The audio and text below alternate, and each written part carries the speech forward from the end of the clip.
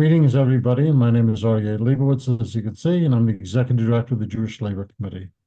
It's our pleasure to co-sponsor this program today with our brothers and sisters from Ori Tzedek. And as we get started, we'll have greetings from Stuart Applebaum, the President of the Jewish Labor Committee, and then from Shmuel Yanklowitz, the President and founder of Ori Tzedek, who at least I've known for quite a while. Nice to see you all. Stuart? Great. Hello, everybody. I have to tell you, I'm absolutely delighted to be taking part today. Um, and this really has significance for me today, this meeting with all of you, because as Aryeh mentioned, I'm president of the Jewish Labor Committee. I'm also president of a labor union called the Retail, Wholesale, and Department Store Union. And I have always seen my two worlds as being interconnected. I've always felt that it's because of my Jewish upbringing and my Jewish values that I wanted to be involved in the labor movement, and I wanted to be involved in social justice. I I have a poster in my office that says something you're very familiar with, and it's Tzedek Tzedek Tirdof. And for me, it was always significant that in the Bible, words are used very sparingly. In one sentence, you can go and cover many generations. And there is only one instance in the Bible where a word is repeated, and it's this phrase, tzedek, tzedek, tirdof. And for me, that had the additional meaning that justice is a moral imperative, which is why it was emphasized the way it was. Um, and I also know that justice is indivisible. You can't be for justice for some and not be for justice for all. And that includes justice for working people. During the pandemic, a lot of workers who had been invisible for so long became visible. They worked in food processing plants, they worked at hospitals, they worked in supermarkets, and people understood that these workers, whom they had never paid attention to, were all of a sudden crucial for the survival of society. They were essential. Without them, society would have collapsed. They went to work every day. They didn't have the option of working remotely, working from home, and many of them got sick, and many of them even died. And they were struggling to survive. And at the same time, many of their employers did not protect them. We heard stories of poultry plants that when the employers had to put up dividers between people who worked close to each other, that they put up dividers not made out of plexiglass, but made out of saran wrap. I know a story of another poultry plant where the employer said to the workers they only had enough PPE, protective equipment, for the supervisors and not the workers on the floor. And people knew that they couldn't just count on their employers to keep them safe. They wanted a collective voice. And they saw that it was unions. It were unions that were fighting for the safety of workers. And I also think that a lot of people knew that it was nice being called essential, but that wasn't sufficient. They didn't want just thank yous. What they wanted was fair compensation and good benefits and safe workplaces. And that the only way to get it was by coming together through a union. And now we see more union activity than we've seen in a very, very long time. More people want a union in the workplace. They want a collective voice. They want to be paid fairly. They want to be kept safe. And support for unions across the country has been skyrocketing. And I'm sure others will mention that today. But maybe 80% of all people in this country now say they support unions. And at a time when support for other institutions across society has been declining, support for unions has been growing to our highest levels. And this is especially true among young people. They want a voice. They want to be protected. And they want to have a say in their lives, especially in their work lives. And so I think one of the questions we're going to be dealing with today, I would hope, is why, if there is so much support for unions, why are not more people part of a union? And I think that this conversation is very important because you cannot talk about social justice. You cannot talk about justice without talking about economic justice and without talking about the rights of working people to justice as well.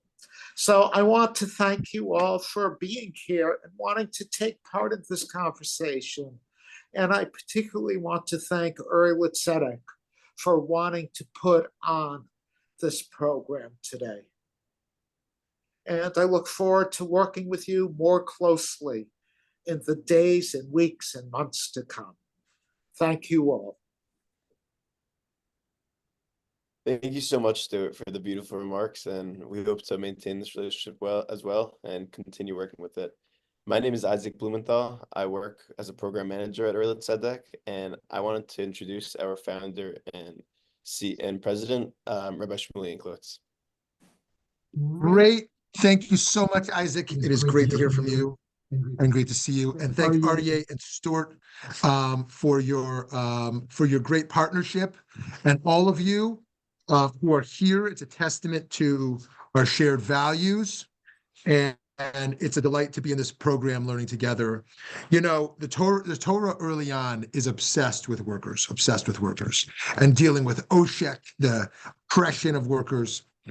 The rabbis come later, and they're very balanced. They're looking at worker rights and worker responsibilities and the like. And then we fast forward into the harshest forms of capitalism that we know today. Game-changing moments of exploitation of, income disparities, wealth disparities, and types of conditions that couldn't have been imagined in the past. For me, it took me to be in the global South, to be in El Salvador, Guatemala, in Senegal, in Ghana, in Thailand, in India, to actually really get it. I didn't get it in America because you can't see it. You oftentimes can't see it, and so I had to be there where it was in the wide open, the type of poverty, the type of abuse. And really then when I got it was the agri-processors scandal in the Jewish community back in 2007, back about over 15 years ago now. And that kind of woke me up to not only the commonality of abusing animals and abusing workers, that oppressive systems will hurt the land and hurt sentient life and hurt humans, and that moving towards a green economy will ultimately be less exploited for everyone.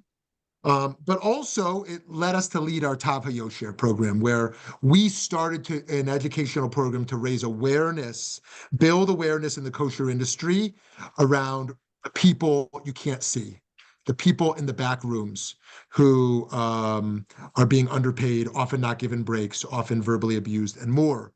And we said, wow, well, in the small restaurant industry, and they don't have an opportunity to organize themselves or aren't aware of that, we need to be a presence there. And so I started to talk with folks and realize there are people who can work all day virtually every day and still can hardly get by. Like that's a broken system when you cannot fulfill your basic needs, and even more, your basic pursuits for happiness after working full-time jobs. And so I believe that this is one of the most central of Jewish issues. The most central of Jewish concerns is to ensure that all workers, all people, are respected in the workplace, have the right to organize. And I'll share just this one quote with you in the chat. Oh, says it's too big, so let me cut it in half. This is from Rabbi Ben Zion Meir Hauziel, who was the first Sephardic chief rabbi in Israel. And I'll skip the Hebrew. I'll just read the English for you here. And here's what he said back in the 50s. The Jewish law, the halakha, allows for unions so that individual workers will not be left on their own to the point they hire themselves out for a low wage in order to satisfy their hunger and that of their family with a bit of bread and water and with a dark and dingy home. In order that the worker may protect themselves, the Jewish law gives them the legal right to organize and to establish stipulations that benefit the members of their profession regarding the fair distribution of work among the workers and to achieve fair treatment and a wage appropriate for the work and sufficient to sustain their household at the standard of living as the other residents of their city. All of these things can only be fulfilled through a workers' union. Therefore, the Torah gave the Jewish people the full and legal right to organize, even though it is possible that these unions will result in a financial loss for their employers. Okay, so this is many decades ago. But I think that as Jews, we not only have the obligation to be aware of this and to engage, but also the unique power to leverage our unique power in Jewishly owned businesses to ensure that, as Stuart said so well, that tzedek is done, that justice is done. So I'm thrilled to be here with you all and to learn from our various speakers today. Thank you for your partnership, JLC.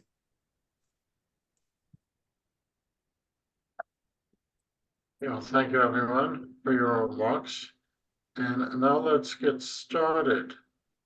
The person moderating this discussion is Debbie Goldman, a longtime friend and colleague who worked for many, many years for the Communications Workers of America in telecommunications policy as the director and in research and a variety of other things, and who's just come out with a new book, Disconnected: Call Center Workers Fight for Good Jobs in the Digital Age. We know that people work with their hands in offices of various types. They work in the field. They also work in the slaughterhouses. And a lot of the work that we're talking about takes place in a variety of arenas. So thanks very much, Debbie, for joining us and for moderating this event. And thank you for inviting me. And I appreciate the plug of my new book.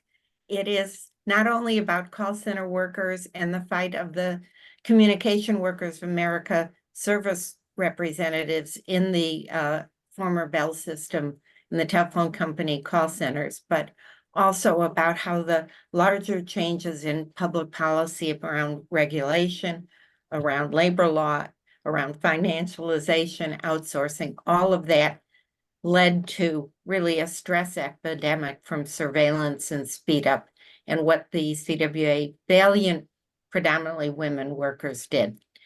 So if you want to read about that, it's available from the University of Illinois Press.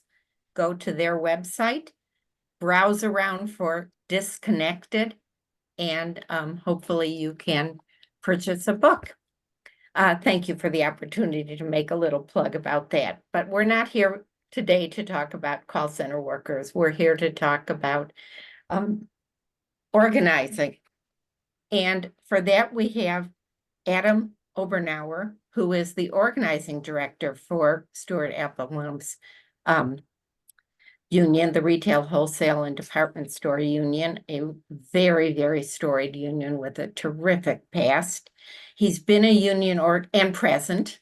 He's been a union organizer for about 12 years, has been involved in organizing major retail chains such as Zara, as well as the Guitar Center, independent bookstores, and more recently, and I'm eager to hear about this, REI and Barnes Noble, and in fact was involved also in the fight to organize workers at Amazon. So we're going to let Adam talk for about 15 minutes or so, leaving us plenty of time for questions. I'm going to hold all questions till after he's finished his talk. And I'm told that the best way to offer your question would be to type it into the chat, and I'll be monitoring that. If you're on Facebook, there's also a mechanism to send in a question, and that will be forwarded to me. So, Adam, we're all looking forward to hearing about what you're going to be talking about organizing. Thank you. Thanks, Debbie, and everybody for having me here. I hope I don't disappoint. I will start. You know, I prepared something a little bit here, and I think I'm going to go in a different direction, which is something I do often. So my apologies, but I think it'd be worth me starting a little bit with one, how do workers organize? And then I want to tell a few stories that then will lead to, you know, the discussion I think that we can have here. So in this country, and I apologize if you're familiar already, but just as a refresher, how you organize is workers will come together and decide that they want to improve working conditions. And they will form what is called an organizing committee. They could reach out to an institutional union like us, but workers coming together is, in essence, organizing a union. Once enough of these workers at this facility or shop feel that they are a strong enough organizing committee that could do enough organizing in their facility to get most of their coworkers on board, they would file for an election with the National Labor Relations Board. When they do that, they then have an election in about 30 days. That is the period where the employer will union bust, and I'm going to talk quite a bit about that. It's kind of psychological warfare. The union, the workers have to defend their rights, defend their right to organize, and the employer tries to confuse in every possible way that they can that the union is the worst thing that could possibly ever happen to them, their families, their lives, and everyone that's close to them. And that's kind of what union busting is in short. And then if the majority of workers that vote, 50% plus one, vote for unionization, then that workplace has a union. And then they start what's called collective bargaining. And collective bargaining, for folks unfamiliar, is you start with a proposal that improves everything about your job. After you talk to all your coworkers, you put it together, you agree on it, and then you bargain with the employer. And the employer starts from exactly where they're at, and you start for shooting for the stars, and then the hope is that you come somewhere in the middle. And I wish it worked like that, and it was that simple, but employers tend to break the law all the time when you're bargaining the first contract. And so that is what makes it so difficult to organize. Stuart had mentioned that we are in a moment where many people support unions, and by many, it's a super majority of people.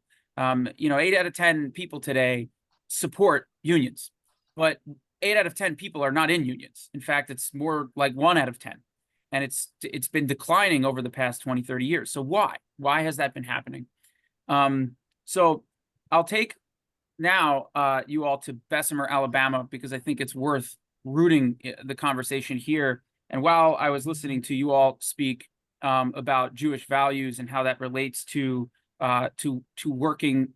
organizing working class people, it reminded me of when I started organizing in Bessemer. And for folks that aren't aware, there's not a whole lot of Jewish folks in Alabama, in Bessemer specifically. That was the first couple times where people asked me, where are you from, kind of, and then I was told twice I was the first Jew that they've ever met, that when I was doing house visits to workers. And so, I started looking into, when I was there, what's the history of organizing in Alabama and how does it relate to being Jewish and everything? And there are two interesting things I feel like worth sharing. In the 1930s, there was a lot of organizing taking place in Bessemer and in the Birmingham regions of Alabama with the Boilermakers Union, the Sharecroppers Union, and there was a lot of union organization, predominantly led by Black workers. There was also a major case called the Scottsboro Boys, which was, back then, there was a lot of wrongfully accused Black men that were accused for doing things they did not do. And there was no one that was willing to defend them from a legal standpoint except for a Jewish lawyer. And it was interesting because there's a great book about this by Robin Kelly called Hammer and Hoe. He talks a little bit about this, but there was actually a lot of threat to from people in power, and there were things that came out years later suggesting that if Black workers and Jewish people in general in the South get together, there's a potential threat for a revolution. And I think that that roots at least a lot of how I see organizing is really rooted also in the values that we hold. In addition to that, there were Black miners that were a number of Black miners in 1934 that were killed in Alabama. And there was a Jewish professor at the University of Alabama that set up weekly solidarity meetings with the students there. And they started to form a massive student group led by Jewish students to support the miners in Alabama. And again, there was not many people outside of the Black community supporting the miners then. And so I think when we look at, at least when I look at what organizing means to Jewish values, I think it's deeply rooted in solidarity with everyone in our community, and even beyond that. When there's something when we see an injustice, I feel that it's impossible not to call it out and challenge it. And so in Bessemer, rooting in Bessemer, that's veering off a little, but I felt like it was very relevant, and I found it fascinating. And so in Alabama, I mean, these workers in Amazon, we were talking really poor working conditions. We had workers that would collapse on the job regularly. There were workers that, while the time we were there were multiple workers that collapsed and unfortunately passed away in the facility. Amazon would throw a rug on the worker, slide them out, and force workers around to keep working. There was a time when in Illinois, while we were organizing in Illinois, there was a hurricane that ripped the roof off an Amazon facility, and multiple workers passed away from that. There were hurricanes that happened, tornadoes that happened in Bessemer, Alabama, where they'd shut down the facility, and they wouldn't let workers leave until the tornado was over. After what happened in Illinois, so we would get calls from workers saying they're not letting us leave, and we saw what just happened in Illinois. These workers, in a lot of ways, they were organizing for life or death in how they saw it. And I know that's an extreme thing to say, but it is the reality of what they still deal with today. And where are we now there? And I'm going to talk about other campaigns and be as brief as I can so that we can have questions here. But I think that when you look at the Amazon case, we were organizing in 2020. In 2021, we had a first election. To give you a sense of what needs to happen is we need to have massive labor reform, because when 6,000 workers throw a stone, at an employer like Amazon to try to organize, but they are incapable of getting to the end goal because Amazon violates so many laws, then what are they to do? They had their election, and they did not win unionization, but Amazon violated so many laws that we had a court case that then ruled that there needed to be a second election. That's how that works. If you violate enough laws, nothing happens to you other than you get a second election. So a year after the first election, we had a second election. And in fact, you would think, well, of course, then Amazon, after violating so many laws the first time, they would just play nice the second time. But they didn't. The more that we escalated our organizing, we did T-shirt days with workers where thousands of workers wore T-shirts to work. Workers held union meetings where they took over the break rooms and just did a union meeting in front with hundreds of workers. We took a ton of space in that facility and made it a real movement inside the facility. And Amazon just got more and more and more aggressive. They would blatantly break labor law. They would tell workers, there were moments where Amazon would say, what are you going to do about it? You're going to file a charge against us with the labor board? Good luck. Good luck with that. We have some of it on film that, we of course have submitted all of this to the labor court. And we did a long hearing that just took place. It concluded about 2 months ago about this second election, to which the administrative law judge is clearly going to decide that there will be a third election. I mean, that's my opinion. I can't legally say that and be right, but I believe that there will be a third election. But what is the remedy to constant elections, when Amazon is, of course, going to just violate the law more and more. And so you could see even in Staten Island right now, they have not once sat down to the table to bargain with the Amazon labor union. So think about what I explained. How do you get a union? You know, workers get together, they form a committee, file for an election, they get bombarded by their employer, forced to sit through what's called captive audience meetings, convincing you that the union is the worst thing that can happen to you. And then at the end of the day, if they violate a lot of laws, you get a new election. So what is the incentive for an employer like Amazon to not just keep violating the law? With the current campaigns that we have on a national level, we have REI. Folks are not familiar. It is a co-op. I put quotes. It's a consumer co-op. So it is a very progressive employer. In fact, I find this. I appreciate dark humor, so I find it funny. But maybe it depends. Anyway, when they started union busting, they, of course, introduced themselves with their pronouns to appear as progressive as they can. And then they also bless the indigenous land that they are conducting the union busting on. And I don't even know what to say to that. The first bargaining session that we had, REI refused to do it in person because they said that personally, their individual carbon footprints that they have, they don't want to exceed them by flying in person from Seattle to New York, because that would go over their carbon footprints. To which a worker replied, well, you had no problem flying into union bust, but all of a sudden when you come to bargain, now your carbon footprint matters. This is the level of cognitive dissonance that these employers have. They believe that they are these amazing progressive places sometimes, yet when it comes to their workers' rights, they are the most regressive they can possibly be. And that's what we're dealing with. And if we don't change the laws, you know, like I mentioned, these are slaps on the wrist. What is the incentive for an employer to not break the law if the issue that they get into with the government is just so weak that it's irrelevant? There's no financial retaliate. There's nothing. So they could fire workers left and right. And so I'll also mention, I'm sure folks have seen the Starbucks campaign. Over 400 Starbucks stores organized. They fired Howard Schultz, the CEO. He under his direction, and bizarrely compared the union to the Holocaust, which was horrifying. If folks didn't see that, just look that up. It's one of the weirdest things you can possibly do. Which offended a lot of people, as you can imagine. He fired tons of workers, tons, just every union supporter. They were just firing left and right. It's illegal what they did, but the workers didn't get their jobs back until about 1.5 years after they were terminated.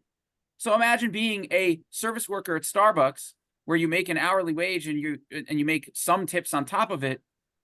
You're illegally fired for unionizing, and you have to wait 1.5 years to be put back to work. So you're going to find another job in the meantime, and it's a way of just stifling the struggle, like putting workers down and making them feel like it's not worth doing it. It's not worth it, because to take the power back from your employer, you have to really fight hard and long. And so what is that incentive for the employers to follow the law? So we've seen that there are labor laws that have come across as potentially passing, like the PRO Act, which is a bill that should have been something that was a main priority to pass, but it didn't. We've seen similar bills like this in the past when Obama was president, like the Employee Free Choice Act, that also didn't pass. But the problem is with these laws is that that corporations and big money have so much influence that it's really difficult to pass a law that actually will give workers more power and more of a right to organize.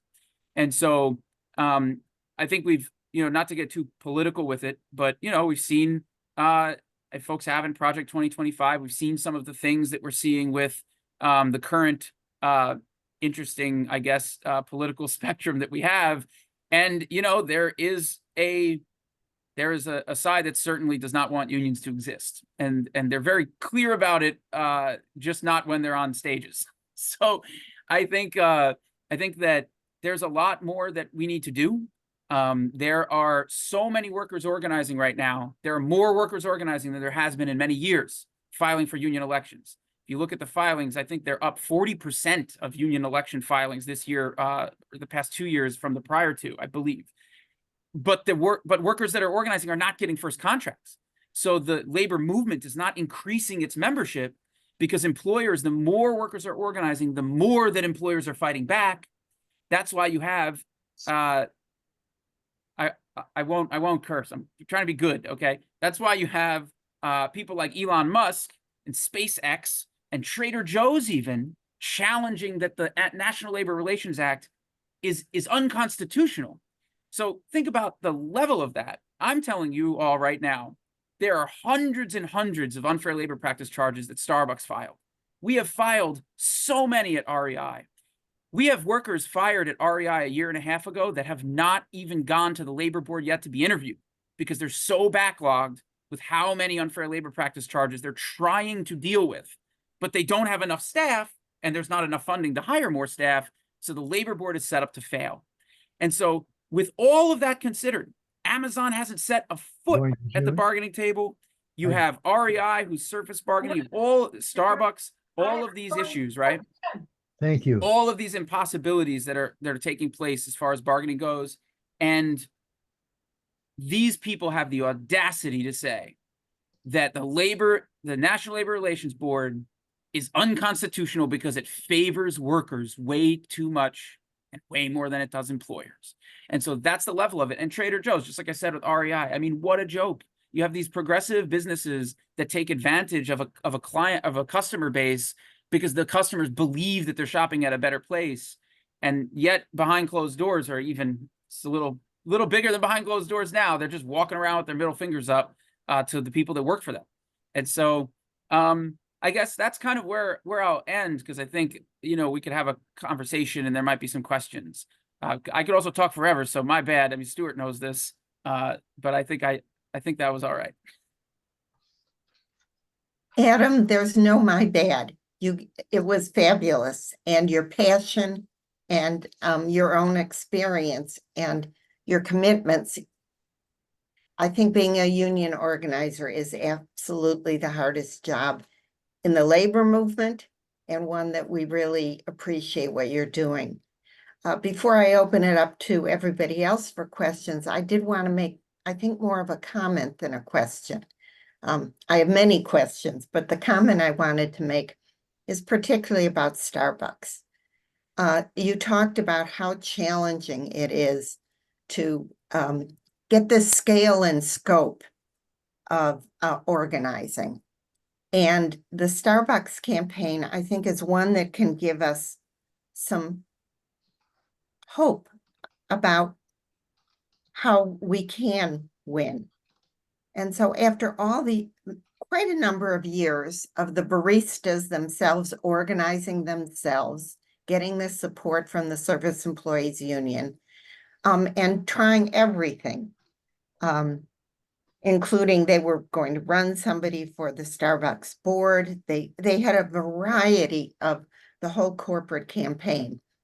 And Starbucks, after Howard Schultz backed off and there's a new CEO, Starbucks actually came to the union and said, okay, let's work out a deal. We are going to stop fighting you. We are going to negotiate a national contract, and we'll back off. And so, and now the contract is being negotiated. We don't know a lot about it because during negotiations, you often don't know a lot about it. But as I understand it, many, many baristas who are part of the organizing committee are participating in the negotiations. So there are ways in which we can make progress. And one of the things, as you talked about in Bessemer, as I understand, our new NLRB chair, not new, under Biden, phenomenal woman, Jennifer Abruzzo, right, has pushed the limits as much as one can of interpreting the National Labor Relations Act, and has said, if there is evidence of unfair labor practices during an organizing campaign, we're not just going to say, have another election. We're going to say, okay, the union is recognized. You have to go to bargaining. So you'll have a new challenge. How do you get Amazon to actually sit down and bargain? But there are ways that we're moving forward there. And I just had one information question. The REI unit that has organized, is it limited to a store in New York City, or where physically are these? So, excellent comment, right? I think just to comment a bit on what you said too, the Starbucks workers win could be, depending on the deal that they work out as they're at the negotiating table, it could be the largest labor organizing win since like the 30s. So it is a massively impressive and inspiring fight. And the Starbucks workers, who are fantastic, I mean, they were inspired by the Bessemer workers, which is really cool. Like, some of the original Starbucks workers told us and told some of the Amazon workers that it was their fight in Bessemer when they took on Amazon that inspired them. Well, why the hell not Starbucks, right? And so I think that when you look at that level of organizing, that was a very, very worker-led and just inspiring organizing campaign. And so you can break down these employers, but the laws were not the reason why, right? They really they did a very comprehensive, long campaign. And what really happened was, it was the organic wins in all these states that just started popping up in cities all over the place. It became so impossible for the employer to just manage anything that they had to, at least they felt that they had to come to the table. And so I like to call that the hammer. Like, how can you put the hammer down on the employer? If the law doesn't do it, you got to find other ways to do it. And so the question around REI is, right now, the REI campaign we have stores in New York City, Chicago, Minneapolis, Minnesota, Seattle, 2 in the Bay Area, North Carolina. There's a store. So there's 10 stores total. And so And 10 stores in which you've won the unit, or 10 stores where there are ongoing campaigns? Correct. There's 10 stores that have won a union election and are currently at the bargaining table. REI refuses to bargain together, so we're doing store by store, and workers crash in each session as well. And so that's that's where we're at with REI. Thank you. There's a question I'm going to take right now. Certain groups have organized boycotts of Starbucks and Trader Joe's. Is your union the one that's organizing Trader Joe's, by the way? No.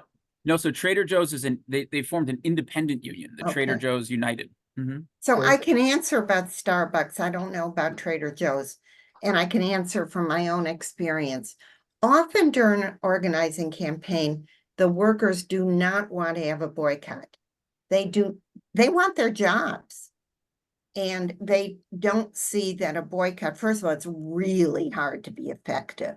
I really, really hard to get the scale. And second, what they want is the customers to communicate in some way to the management. And so at Starbucks, what they used to have you do is, when you would order your coffee and give your name, you would say union. And that was a way to both, so mostly to give morale to the organizing workers. But boy, I mean, I won't shop at Trader Joe's, and I've told all my friends who think Trader Joe's is progressive, I've told them the story. So getting that out, and certainly as individuals, but in general, the boycotts are usually, there's other ways in which we can support. And since you guys are organizing at REI, maybe you want to share with us. I know I'm a member of REI. What would you like us to do? So if you are a member of REI and wanted to see how you could support, I'll put my email address in the bottom in the chat, at some point, and you should reach out. We have about 40,000 at this point or more members that have signed some type of thing supporting the campaign to the employer, and we're going to have different ways that members can get involved. So we have, and so I can keep you all in the loop. But I certainly agree with you, Debbie, on boycott. It's very, very challenging. So we can join the 40,000 by emailing you.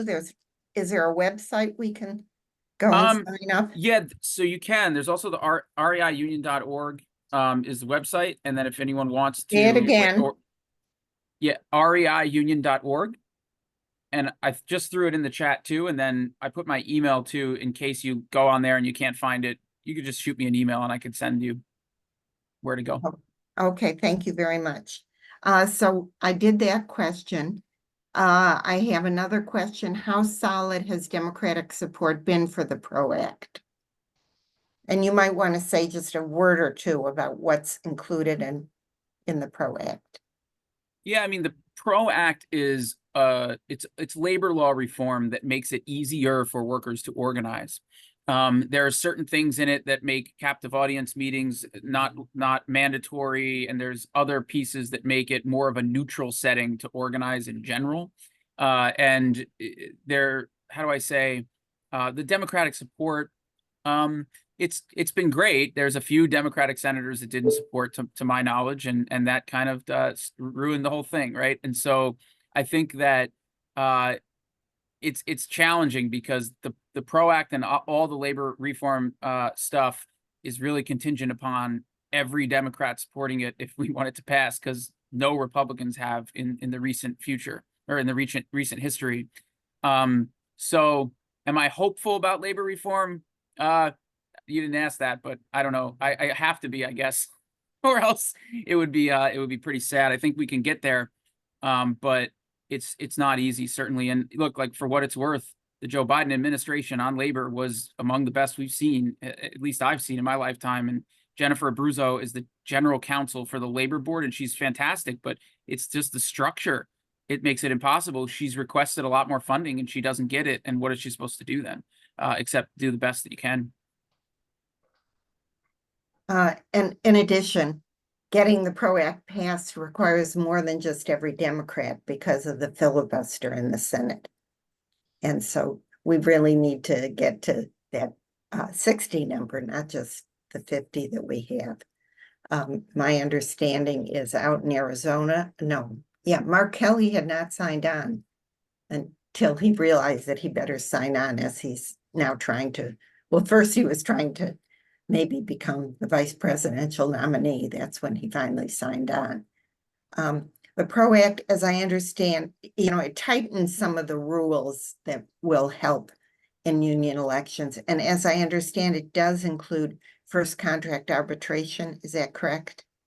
Yeah, that's so, to get in the weeds, yeah, it includes like an arbitration clause. If you don't get a contract in a year, there's like, you will get one. It sets up the mechanisms for that. How that would be actually put into practice, I think, is a question mark, because I think the employers would have fun with challenging that law. But it makes it significantly stronger than what we currently have. And I'd rather have a law that at least they're violating, that we can try to hold accountable, than to have nothing, right? So.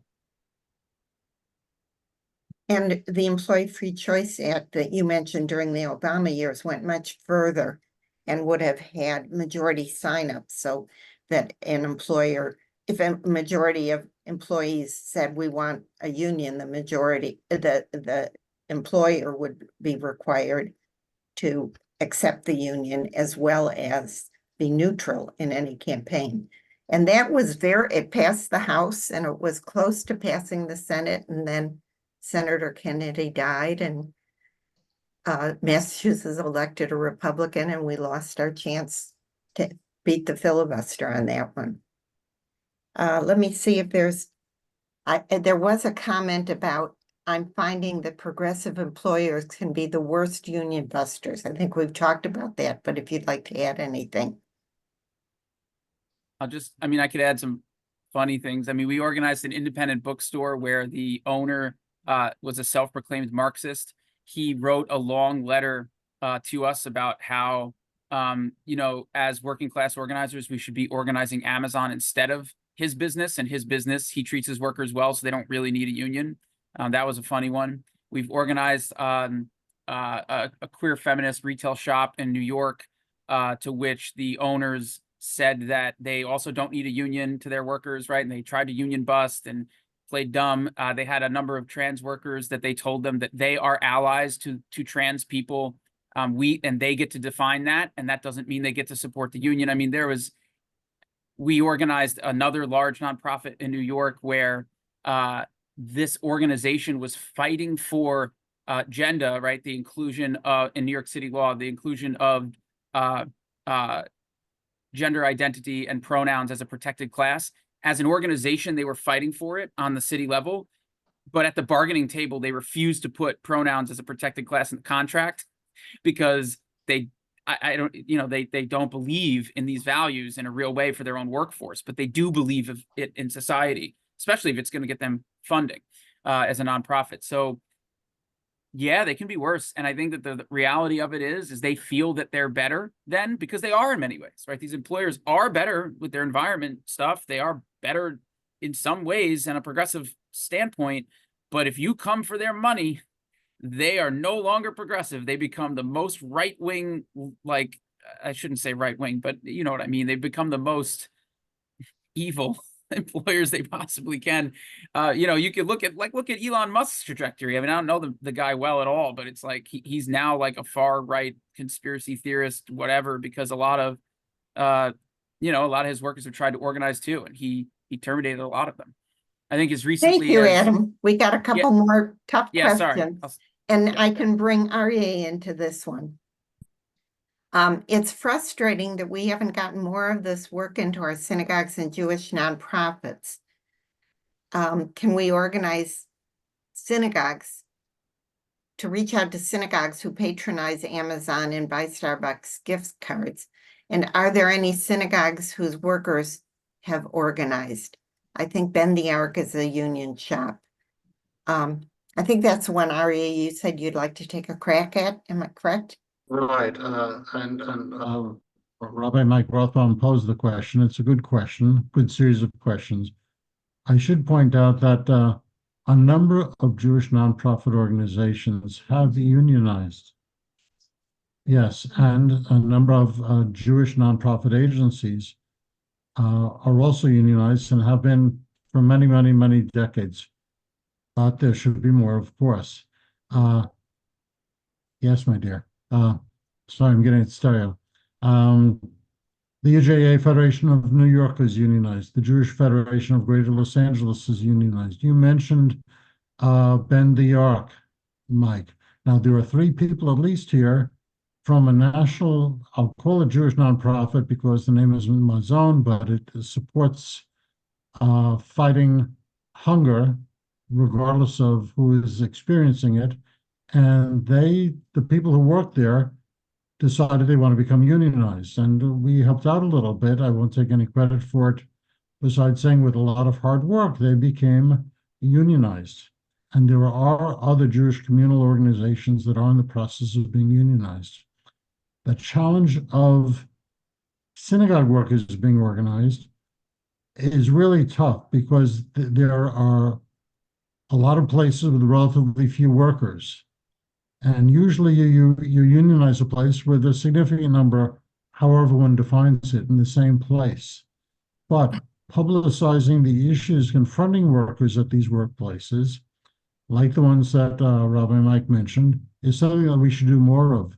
And I look forward to working with the people on this call, Ori Litzedek, and other groups of other denominations or sectors within the organized Jewish community precisely on that. So one of the reasons we've organized these activities is to act as a catalyst to further activism and involvement, I should say. But let me stop now. Thank you. Before I go to the next question, I want to take personal privilege. On the call is an old friend from my high school years, Maria Axner. And it's been such a treat to discover that we grew from the same roots and have gone on to link our progressive values and our Jewish activism. So, Maria, it's great to see you.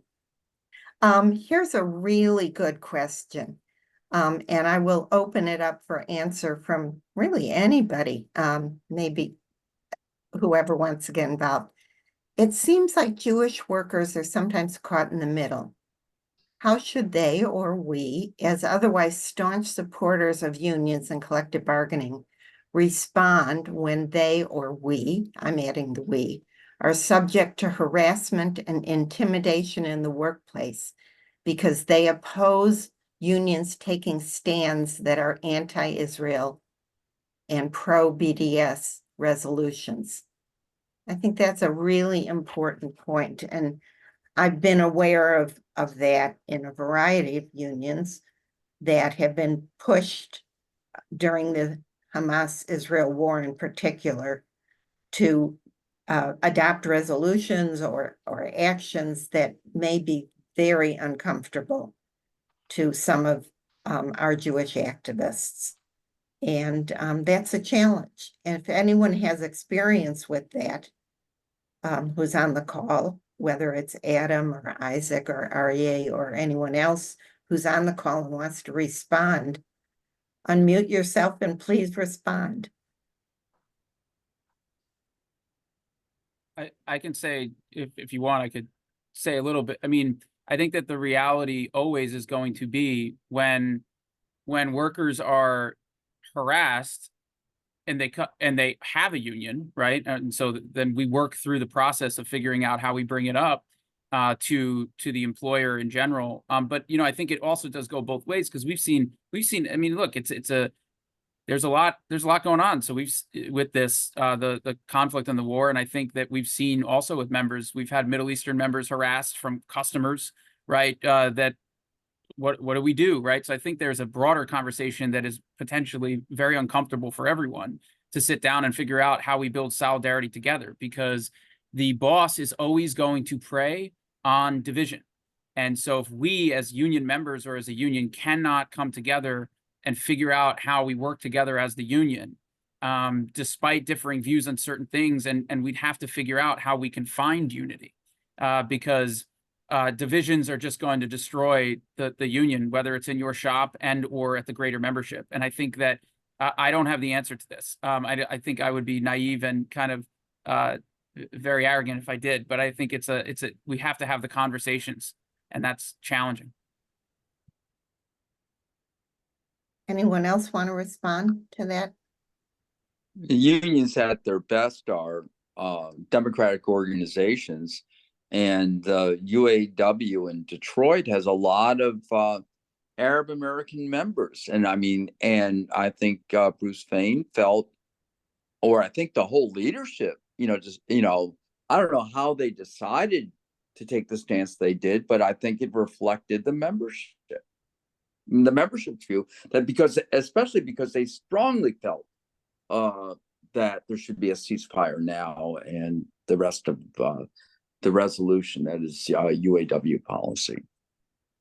I was unable to see who just was talking. Who was that? Oh, sadly I just got on because I was doing some union work, volunteer. I'm long retired, but my name is Eddie Eiches, and I was president of AFGE Council 476 and 222 and Council 1. Great, thank you, Eddie. I don't mean to cut you off, but we've just got a handful of minutes, and I want to let Maria respond as well. Well, I mean, the whole purpose of anti-Semitism is to divide progressive movements. It's used in that way. And this time around, it just happened.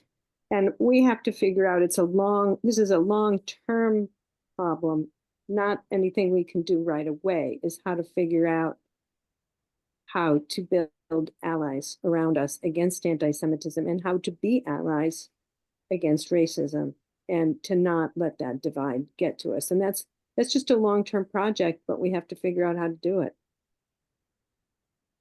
That's all. Unmute. We're coming to the end of our conversation. I want to thank Adam so much. I want to thank Isaac, Shmuley, Aryeh, and Stuart. Well, we can see you again. If anybody would like to make some closing remarks, this is the time. I might say something. I think this has been an excellent conversation. I'm really excited that we are having this conversation and this engagement. And I think it's really important too that we find ways to work together going forward. And I would suggest too, someone asked the question about, which we didn't really quite answer, about bringing some of these fights to synagogues and other groups where we're involved. And I think that's important. We have a program through the Jewish Labor Committee where we have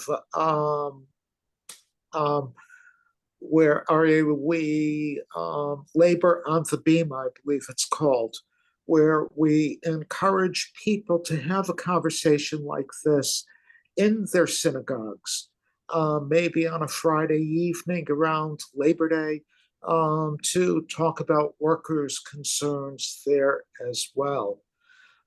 I think that what is so exciting to me at this moment is that people want to work together, people want to work collectively, and that there is a real commitment to social justice throughout society, and we need to take advantage of that right now. And I too want to thank everyone who's been involved. I think that's a great way to end. So thank you all and good to see you, and we will continue to work together. And Aria, you know us all and you'll keep us connected. Thank you so much.